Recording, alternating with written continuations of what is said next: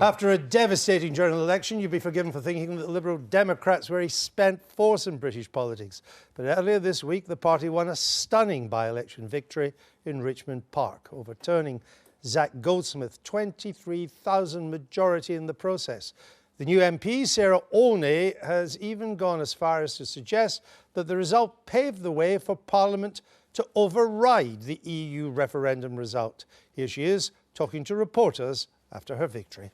Are you still going to vote against Article 50, and isn't that flying in the face of what the rest of the country voted for in that referendum? So that's the commitment I made in my campaign, and my by-election victory means I've got my, a personal mandate from the voters of Richmond Park that that's what they want me to do. A third of Tory leavers voted Liberal Democrat yesterday because they say, hang about, this is not what we voted for. Theresa May is taking a UKIP-ish slant on the 52%. They want a country that is open, tolerant and united. It's not 48 versus 52. It's about the country coming together behind a moderate, progressive opposition that the country desperately needs. I'm joined now by the former leader of the Liberal Democrats, former Deputy Prime Minister Nick Clegg. He's now the party's Brexit spokesman. Welcome back to the programme. Morning. Now, Tim Farron says Richmond is a rejection of Brexit. He says that, and the 2015 general election, even Donald Trump, which will be news to America. In what way does 20,000 people voting for the LibDems in one of the most affluent anti-Brexit constituencies in the country mean any of that? Look, I think when these by-elections happen, people, obviously quite rightly, both for and against, say all sorts of things which either turn out or not turn out to be true. I think clearly you can't extrapolate from one part of South West London to the rest of the country. I heard the result in South West Sheffield. South West Sheffield and South West London are very different. Having spent a lot of time in the Richmond campaign, I think the most significant thing of all was actually not about the arcane details of Article 50, single market and so on and so forth. It was just a very, very strong feeling amongst those kind of people, and there are millions of them around the country, who feel that because they disagreed with the outcome of the 23rd of June, they're somehow being delegitimised. They're no longer entitled to hold those views. They're being shouted down as moaners, as people are living in denial. And I think that's actually, and it's always emotion that drives these things more than cerebral ideas. It was that emotion that really came through in the by-election. But next week we've got a by-election in a place that voted 62% to leave. I would suggest your party's not going to win that.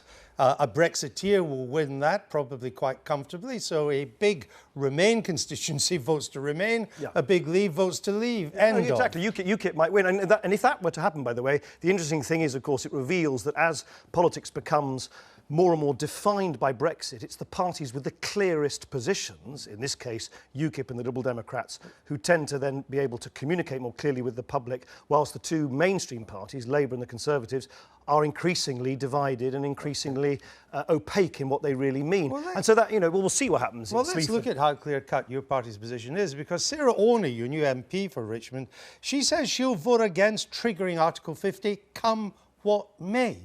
Is that Lib Dem policy? No, that is her personal mandate. Is the clip you just had, which you said she says that is the mandate she feels she's received, because that's the basis upon which she put herself forward to the people of Richmond in the by-election. But you're not going to vote against Article 50? Yes, there are circumstances in which I would, yeah. But if you got a second referendum, you wouldn't? If I got a second referendum and the government was quite clear it was going to seek to try and keep us in the single market, then we would vote for Article 50. Well, let's look at some of that, because you've brought up this idea of a second referendum on the deal itself. Now, most EU leaders don't want us to leave. They're the ones we'll be negotiating with. If they know there's going to be a vote on the terms, surely they have a massive incentive to give us the worst possible deal. I think the problem here is this all goes back to the origins of the debate prior to the 23rd of June. What's coming back to haunt everybody, the whole nation, was the fact that the Brexiteers didn't deign to spell out to people what they actually meant. Now, you will now no doubt quote this quote and that quote. Actually, there was no manifesto from Farage, Gove and Johnson, united, coherent, putting before the British people, not talking here about television clips in a television studio watched by a fraction of the electorate. Well, there were some clear general principles. No, that certainly was not. Really? On crucial things like whether we stay in the single market or not, absolutely not. Well, the official Leave campaign Its framework document, widely covered by the media, said we want the supremacy of EU law and the European Court's jurisdiction to end. We want budget contributions to end. We want the EU's control over the UK's borders to end. And we want the UK to leave what they call the common commercial policy, which is another way of describing the single market. No, it's not.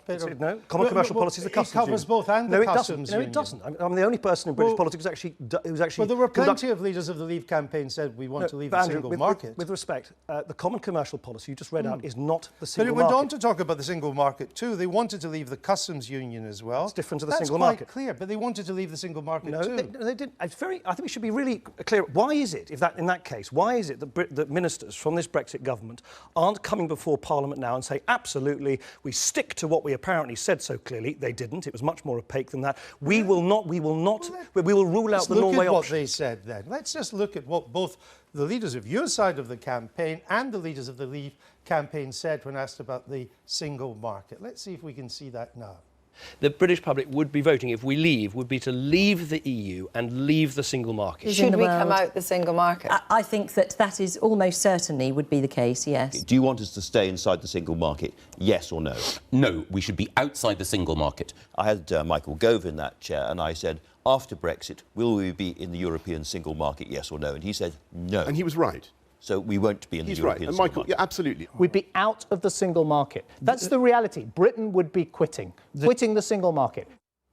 Where was the manifesto? Where was the document that... It's clear enough, Clegg, what they said. Hang on, where was the manifesto from all of the key Brexiteers, Johnson, Gove and Farage, saying, British people, this is what will happen if you leave the European Union? It was not there, and I'll tell you why it was not there. It wasn't as if we were not warned. Dominic Cummings, apparently the intellectual architect of the Brexit campaign, said months before the campaign, he said, it's very important we don't say what we mean.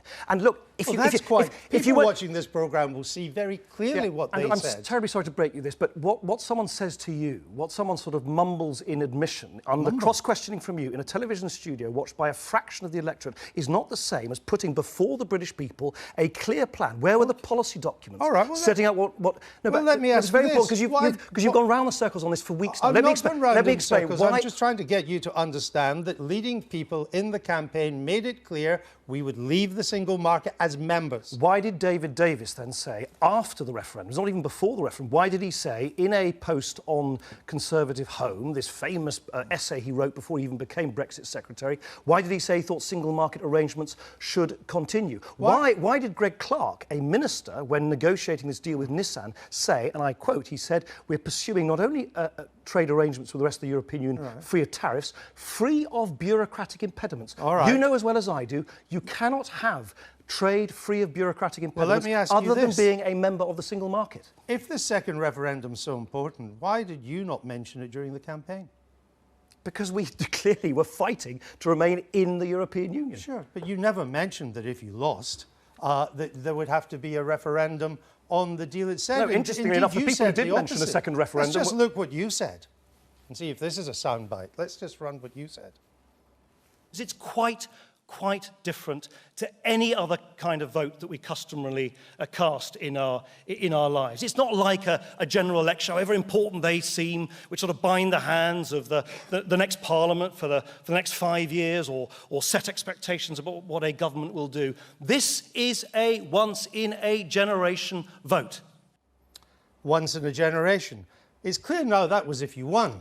If you lost, you wanted a second referendum. Honestly, this sort of textual analysis is getting us nowhere. That is entirely consistent with saying that since the victorious side, the Brexiteers, did not deign to spell out to the British people what Brexit means. And we still don't know what Brexit means. We still have absolutely no notion whether they want to pay contributions or not, whether they want to be part of foreign policy arrangements or not, whether they want to be part of... Why didn't you say that at the time? Hang on a minute. That was on the 27th of April. That is one clip from a wider debate. What I'm saying to you is we are now, as the Liberal Democrats, quite logically saying, since the victors in that referendum, yes, they had a mandate to pull out of the European Union. They didn't have a mandate how to do it because they didn't deign to spell it out to the British people. Well, therefore, it's, by the way, it's not a second referendum. It is the first referendum, or it would be the first referendum on the terms of our departure and the terms of our new re-engagement with the rest of the European Union. Position on soft Brexit. Your soft Brexit is we would remain a member of the single market, right? Yeah. Which means that we would accept free movement of people. That goes with membership. Well, it's a little bit more complicated than that because, as you know, broadly, yes. Well, broadly, but it could be significantly different. My own view, for what it's worth, is that there is plenty of scope, if this government was intelligent about it, to say to other European Union member states, look, it is now time to grant to Britain, in return for Britain's continued membership of the single market, in other words, the least economically disruptive form of Brexit, to grant to Britain a kind of Europe-wide emergency break in immigration, because many other EU member states have voters who are extremely worried about, albeit... But we don't know if we could get that. Well, the government doesn't appear even to be trying. And at the moment, membership of the single market means free movement. It also means being subject... Norway, for instance... Norway has free movement. Norway's even in Schengen. But Norway actually has, as you know, they don't deploy it, but they have legal ability. They have a legal ability to constrain freedom of movement, which they haven't deployed. But that's their choice. And they have it as a legal entitlement. And we would remain subject to the jurisdiction of the European Court. Well, here's the problem with the whole single market issue.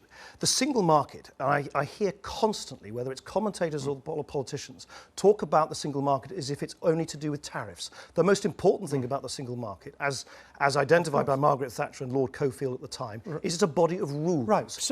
And they have to be justiciable, and that would be by the European Court. Well, the EFTA court, which is, if you really want to get into the... Which follows ECJ case laws. Actually, as the head of the EFTA court has stated just this week, they have more discretion. But they've never gone against ECJ. It would have to be the European Court. They have chosen... Whether you have a direct ECJ ruling, or whether you have an EFTA ruling, or indeed another body, call it Mary Jane for all I care, the problem, I accept, is this. If you want to trade into a single market of rules, then one way or another, directly or indirectly, you are abiding by those rules. But by the way, if we were to trade significantly into the single market out of the European Union, we would be doing so anyway. And you would stay in the customs union too? Well, the customs union, I think, is a bit more complicated. I would. But okay, we'll just take that. You would do. Because I want to add up what all this means, Nick Clegg. Your idea of a soft Brexit is we remain single market membership, we continue with EU contributions, we have free movement of peoples, the jurisdiction of the European Court, we remain in a customs union, which means we can't do most of our own trade deals. You know what that's called? Membership of the EU. No, it's not. As you know as well as I do, there are a number of countries in the EEA which are part of the single market, not part of the customs union, do make financial contributions, have, if with different qualifications, the ability for people to come in and out of the European Union. But of course I accept for the hardest hardline Brexiteers. But Andrew, this has always been the dilemma for us as a country, which is that what is economically sensible and what is right for the prosperity of future generations is not politically convenient to the Conservative Party, and what is politically convenient to them is economically self-harming. And what I choose and what my party chooses is the least economically self-harming future for our children and our grandchildren. I'm really looking at what, given that you always say you accept the June 23rd result, when you add up everything you want to happen, it's clear you don't. You want an arrangement, a soft Brexit, which is very little different from the status quo, and you want a second referendum, which I come back to how I started, would incentivise the Europeans to give us such a bad deal that we'd vote against it, and you would encourage that. First, to somehow claim that the status that Norway and other EEA countries have is equivalent to membership is a nonsense. They have a common agricultural policy, which is their own. They have a common fisheries policy. You describe Norway as powerless and voiceless, a fax democracy, waiting by the fax machine. But that is not my problem, Andrew. That is the problem of the Brexiteers who are promising, as you know, to have their cake and eat it. That is not my problem. They have won. I am now in opposition. We are, as you know, the Remainers, now the insurgents. They have won, and with victory should come clarity, responsibility, and a duty to the country, not to your own party. But hang on, it's very important. They are the ones who are hoisted by their own petard. They are claiming that we will have an economic utopia by pulling out of the world's largest single market, a single market we Brits created under Margaret Thatcher. But it's not my problem that they can't resolve their own dilemma, that having access to that British manufactured single market does, in one way or another, mean you have to abide by the rules. That's not my problem, that's theirs. They need to sort it out. They are in charge. Your party's called the Liberal Democrats. Many people watching this will think maybe it's time for a rebrand. Just drop the Democrat bit. I don't know what are you driving at? Well, because you seem to want to fly in the face of the democratic decisions of this country. We are saying there are choices about how you leave the European Union, and we do believe that the softest possible departure, which, yes, of course, does mean that there are some compromises, but nonetheless safeguards the safety, the clean environment and the jobs and the prosperity of our children and our grandchildren. And if it now comes to the point that anyone who dares suggest that maybe we should put our country before the narrow interests of Brexiteers is being shouted down as undemocratic, we've come to a very sorry pass. Our viewers will make up their minds. Nick Clegg, thank you for being with us. Come back and see us as this unfolds.